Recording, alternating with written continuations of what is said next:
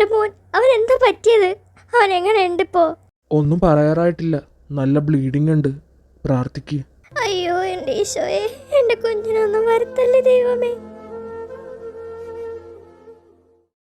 வாழ்வு தொடங்கும் இடம் நீதானே, வானம் முடியும் இடம் நீதானே, காற்றை போல நீ வந்தாயே, சுவாசமாக நீ நின்றாயே, மார்பில் ஊறும் உயிரே, ஒரு தெய்வம் தந்த பூவே, கண்ணில் தேடல் என்ன தாயே.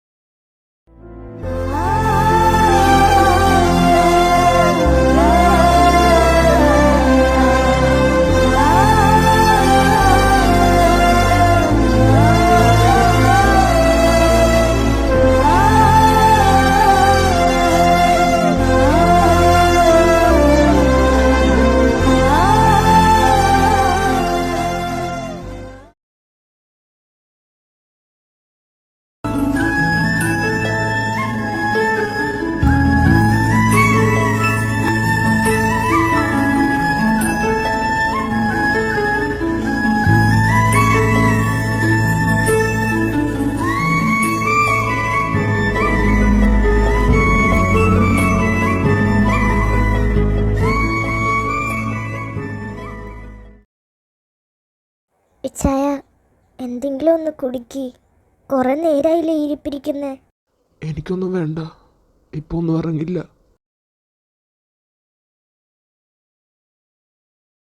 ആദിച്ചായ, ഞാൻ അവനോട് ഉണ്ടായിരുന്നെങ്കിൽ ഇങ്ങനെയൊന്നും നടക്കില്ലായിരുന്നു. ഇച്ചായ, നിങ്ങളിങ്ങനെ തളർന്നു പോവല്ലേ. ഇസക്ക് ഒന്നും സംഭവിക്കില്ല, ഒന്നും ഉണ്ടായില്ല ഇച്ച.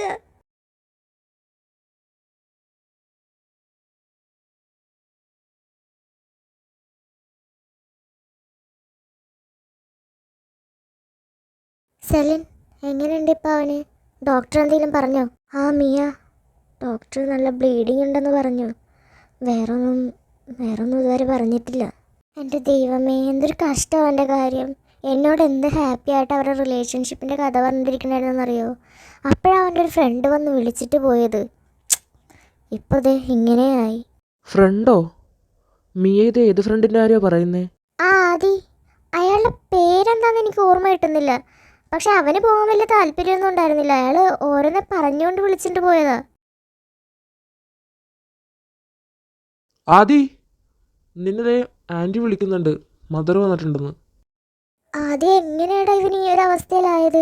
മമ്മി പറഞ്ഞു MG നഗറിൽ വെച്ച് ആക്സിഡൻ്റ് ആയെന്ന്. അവനെന്തിനാ ആ റൂട്ടിലേക്ക് പോയത്? എനിക്കൊന്നും അറിയില്ല മദറെ. അവൻ എന്തിനാ അങ്ങോട്ട് പോയെന്ന്. അവൻ എവിടെയെങ്കിലും പോകണമെങ്കിൽ തന്നെ വിളിക്കാൻ പറ്റിയില്ലെങ്കിൽ ഒരു മെസ്സേജെങ്കിലും ഇടേണ്ടതാ. എനിക്കറിഞ്ഞൂടാ. മോനെ, ഇനി ഇതാരെങ്കിലും കരുതിക്കൂട്ടി ചെയ്തതാണോ?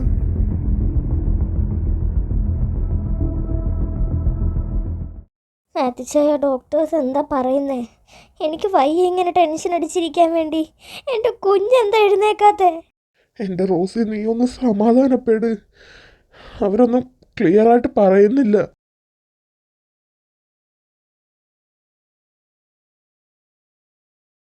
മൈക്കിളെ, റിച്ചാർഡേ, ഡാ, നിങ്ങളെവിടെയാ? എന്താടാ നിനക്ക്? നീ എന്തിനേക്കാണ് ഒച്ച ഉണ്ടാക്കുന്നേ? ആരെങ്കിലും ചത്തോ നിന്റെ? എന്താടാ ഈ കാര്യം പറ. ഇപ്പൊ എന്തായാലും ചത്തിട്ടില്ല, ഇനി ചാവോന്നറിയില്ല. മനസ്സിലായില്ല. മനസ്സിലാക്കി തരാം. ഈസാന്ന് നമ്മുടെ അടുത്ത് നിന്ന് ഓടിപ്പോയില്ലേ? ആ, അവനെ വണ്ടി ഇടിച്ച് പഞ്ചറായെന്നാ പറയുന്നത്. ഇപ്പൊ സിറ്റി ഹോസ്പിറ്റലുണ്ട്. ഓ, അത് കൊള്ളാം. അപ്പൊ അവൻ ചത്തോളും. ഷേ, എന്നാലും അവരൊന്നും പെരുമാറാൻ പറ്റിയില്ലല്ലോ എന്ന് ഓർക്കുമ്പോഴാ. അതോർത്ത് നീ വിഷമിക്കണ്ട. ഹോസ്പിറ്റലിൽ പോയിട്ടാണെങ്കിലും നിന്റെ ആഗ്രഹം തീർക്കാം. ശരി, ഞാൻ വിളിച്ച ഫോണൊന്നും എടുക്കില്ലെന്ന് തോന്നുന്നു. ഇതെങ്ങനെയെങ്കിലും ക്രിസ്റ്റിച്ചായനെ അറിയിക്കണം. സിറ്റി ഹോസ്പിറ്റലിൽ നിന്നല്ലേ അവർ പറഞ്ഞത്. അങ്ങോട്ട് പോവാം.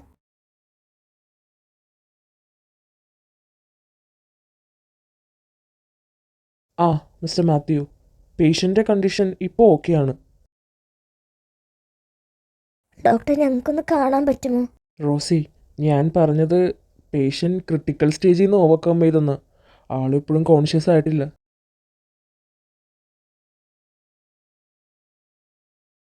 റോസി, ഞാൻ ഇവിടെ നിൽക്കാം. നിങ്ങൾ വീട്ടിൽ പോയി ഒന്ന് ഫ്രഷ് ആയിട്ട് വാ. അത് അത് മോനിങ്ങനെ കിടക്കുമ്പോൾ ഞാൻ എങ്ങനെ പോകാനാ ഹോബി? എൻ്റെ പൊന്ന് റോസി, നീ ഇങ്ങനെ ഇരുന്ന് എങ്ങനെ ശരിയാകും? നീ നിൻ്റെ ഹെൽത്തും കൂടെ നോക്കണ്ടേ? ഇത് അവനല്ലേ ഈസാനന്ന് വിളിച്ചോണ്ട് പോയവൻ? അതെ, ഹലോ. ആരാ? എന്താ? ഹായ്, എന്നെ ഓർക്കുന്നില്ലേ? അന്ന് നമ്മ റെസ്റ്റോറൻറ്റിൽ വെച്ച് കണ്ടില്ലേ ഈസയുടെ കൂടെ? ഇസയോ? അതാരാ? കുട്ടിക്ക് ആള് മാറിയതായിരിക്കും. I'm sorry, I'm in a hurry.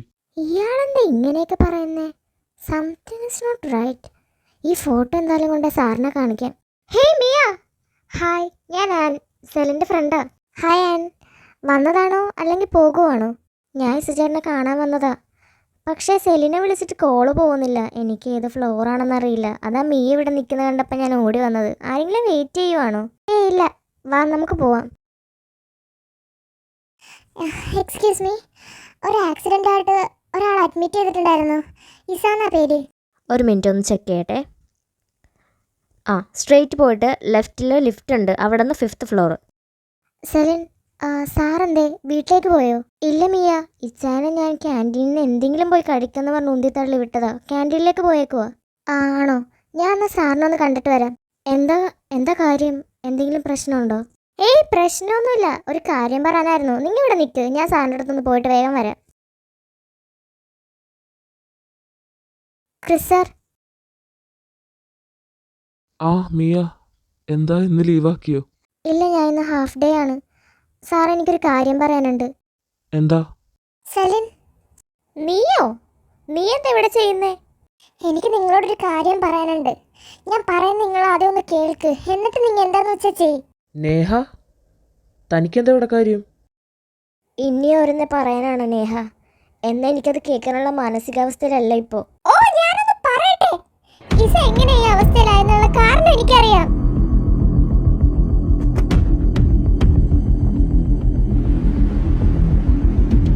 എന്താ? അതെ, അവരാണ് ഇതിന്റെ പുറകില്. ഞാൻ ഈ കാര്യം പറയാൻ വേണ്ടി അന്ന് സെലിനോടും ആനോടും നിൽക്കാൻ പറഞ്ഞതാ, പക്ഷെ അവർ നിന്നില്ല. നേഹ, നീ പറയുന്നത് സത്യമാണോ? ആ സെലിൻ, ഞാൻ എന്തിനാ നുണ പറയുന്നേ? ഇത് ഞാൻ ഒളിച്ചെന്ന് കേട്ടതാ. ഞാൻ വിചാരിച്ചത് ചേട്ടൻ എന്റെ കാര്യത്തിലാണ് ദേഷ്യമെന്നാ നിങ്ങളോടൊക്കെ. പക്ഷേ വേറെ എന്തൊക്കെയോ ഗ്രഡ്ജുള്ള പോലെ പിന്നെ എനിക്ക് മനസ്സിലായത്. അവർ ഇനി എന്തെങ്കിലും ചെയ്യുന്നതിന് മുമ്പ് ആദി, പ്ലീസ് ഡു സംതിങ്. പക്ഷേ ഇവന്മാര് വിളിച്ച ഈസ പോകില്ലല്ലോ. നോ ജയ്, ഇവൻ തന്നെയാണെന്ന് ഉറപ്പാണോ നിനക്ക്? എനിക്ക് ഉറപ്പാണ് സാർ. ഞാൻ അയാൾ ഇന്ന് ഹോസ്പിറ്റലിൽ ഇവിടെ വെച്ചാ കണ്ടത്. അപ്പോഴാണ് ഞാൻ പിക്ക് എടുത്തത്. ഞാൻ ചെന്ന് സംസാരിക്കാൻ നോക്കി, പക്ഷെ ആൾ എന്നെ അറിയാൻ പാടാത്ത പോലെയാണ് കാണിച്ചത്.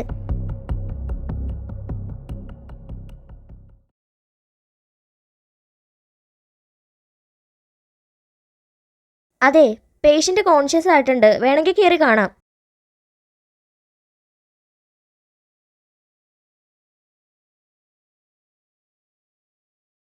റോസി, ഞാൻ നിന്നെ വിളിക്കാൻ തുടങ്ങുമായിരുന്നു. മോൻ കോൺഷ്യസ് ആയിട്ടുണ്ട്, കയറി കാണാമെന്ന് പറഞ്ഞു. ചെല്ല്. എൻ്റെ ദൈവം കാത്തു. ഞാൻ എന്നാ കണ്ടിട്ട് വരാം.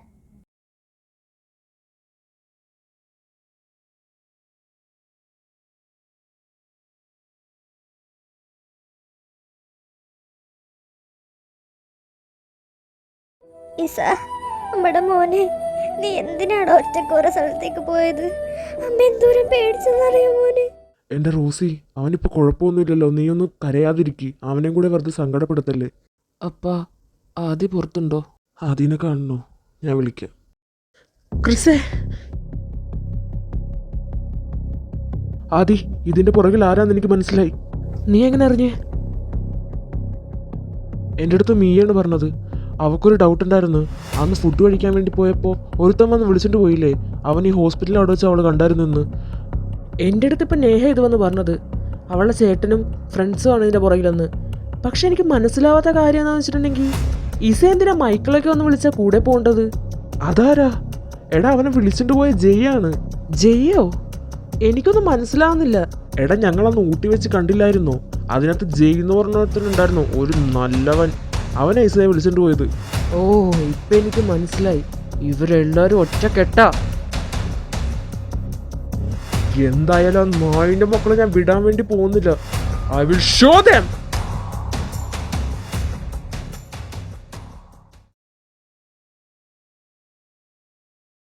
നിങ്ങൾ രണ്ടുപേരും എന്താ ഇവിടെ മാറിയെന്ന് സംസാരിക്കുന്നേ? ആദി ഇസ കോൺഷ്യസ് ആയി, ആദിനെ വിളിക്കുന്നുണ്ട്.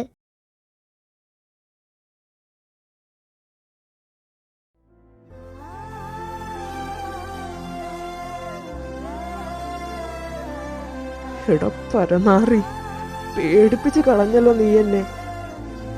എല്ലാം ഒപ്പിച്ചു വെച്ചിട്ട് ചിരിക്കുന്നോടാ പട്ടി. ഒരു നിമിഷം കൊണ്ട് ഞാൻ ചാവാതെ ചത്തു. സോറിടാ ആദി. അത് പിന്നെ വേണ്ട, നീ എന്താ എക്സ്പ്ലെയിൻ ചെയ്യാൻ വേണ്ടി പോണെന്ന് എനിക്ക് മനസ്സിലായി. കാര്യങ്ങളൊക്കെ ഞാൻ അറിഞ്ഞു. ആദി ക്രിസ്റ്റിനോട് പറഞ്ഞോ? പറഞ്ഞല്ലേ? ഞാനായിട്ടൊന്നും പറഞ്ഞില്ല, അവനായിട്ട് അറിഞ്ഞതാണ്. ഇനി അവന്മാരുടെ കാര്യത്തിൽ ഒരു തീരുമാനം ഉണ്ടാക്കാതെ അവൻ വന്ന് നിന്നെ കാണില്ല. ഞാനെന്ന് ഇറങ്ങട്ടെ.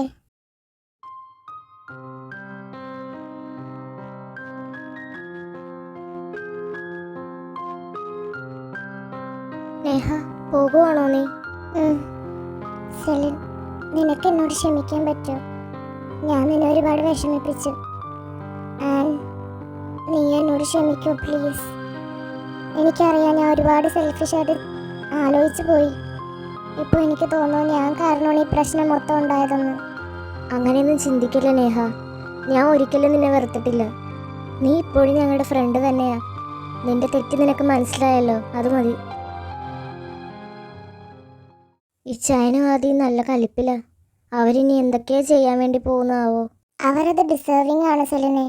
ഒരാളെ എന്തിനാ ഇത്രയൊക്കെ ഉപദ്രവിക്കുന്നത്?